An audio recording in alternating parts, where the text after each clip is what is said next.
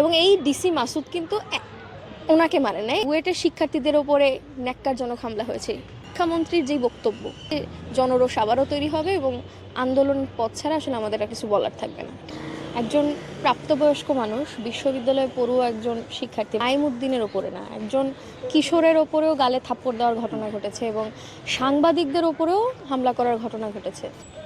প্রশাসনে থাকা মানুষই যদি সংবিধান পরিপন্থী কার্যক্রম করেন, প্রশাসনে থাকা মানুষই যদি কোনো রকম প্রমাণ না পাইয়েও ওই মানুষটাকে একজন মাদক সেবনকারী হিসেবে তকমা দেওয়ার চেষ্টা করে থাকেন এবং আলটিমেটলি যখন সেটা বাস্তবেও প্রমাণ করা যায় না, তার পরবর্তীতে যখন সে একটা ব্যক্তিগত আক্রোশের জায়গা থেকে ওই মানুষের গায়ে হাত তোলেন, তখন আমরা মনে করি সেই মানুষ আসলে প্রশাসনে থাকার থেকে তাকে তার সাইকিয়াট্রিস্ট এর সাহায্য নেওয়া দরকার, তার সেটা কনসাল্ট করা দরকার। এবং এই ধরনের উগ্র চিন্তার মানুষকে প্রশাসনে রাখলে আমরা সাধারণ মানুষ আসলে কতটা নিরাপদ থাকতে পারবো সেটা নিয়ে আমাদের একটা বড় ধরনের আশঙ্কা আছে।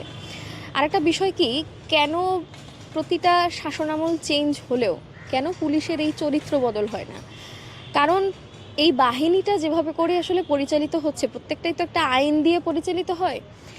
পুলিশের যে আইন সেটা কিন্তু আসলে ব্রিটিশ ঔপনিবেশিক আইন দ্বারা পরিচালিত। তাহলে আমরা উপনিবেশ বিরোধী আন্দোলন করলাম, স্বৈরাচার বিরোধী আন্দোলন করলাম, এত কিছু করে ফেললাম, কিন্তু ঠিক যেই জায়গাটায় আমার পরিবর্তন আনা দরকার সেই বিষয়গুলোতে আমি কোনো মনোযোগই দিলাম না, তাহলে কিন্তু আসলে পুলিশ যেইকে সেই থাকবে। অর্থাৎ যে কোনো মানুষকে তার থেকে ক্ষমতায় একটু দুর্বল হইলেই বা একজন সাধারণ অস্ত্রহীন মানুষ দেখলেই তার উপরে গায়ে হাত তোলা জায়েজ, এই দৃষ্টিভঙ্গিটা যতদিন পুলিশ থেকে শুরু করে যে কোনো রাষ্ট্রীয় বাহিনীর মধ্য দিয়ে না যাবে, ততদিন পর্যন্ত আসলে বিচার আসলে কতটা পাওয়া যাবে সেটা একটা বড় প্রশ্নের বিষয়।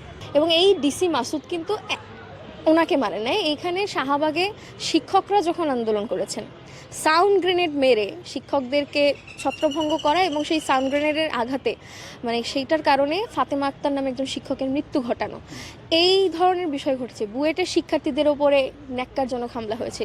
আমি মনে করি বিচারহীনতার যে সংস্কৃতিটা আসলে চলছে এবং শিক্ষামন্ত্রীর যেই বক্তব্য, রাত বিরেতে তল্লাশি করার যে বক্তব্য, এই ধরনের যদি বিষয়গুলো চলতে থাকে, রাষ্ট্রীয়ভাবে তাকে স্পেস দেওয়া হতে থাকে, তাহলে আমার মনে হয় যে জনরোষ আবারও তৈরি হবে এবং আন্দোলন পথ ছাড়া আসলে আমাদের আর কিছু বলার থাকবে না।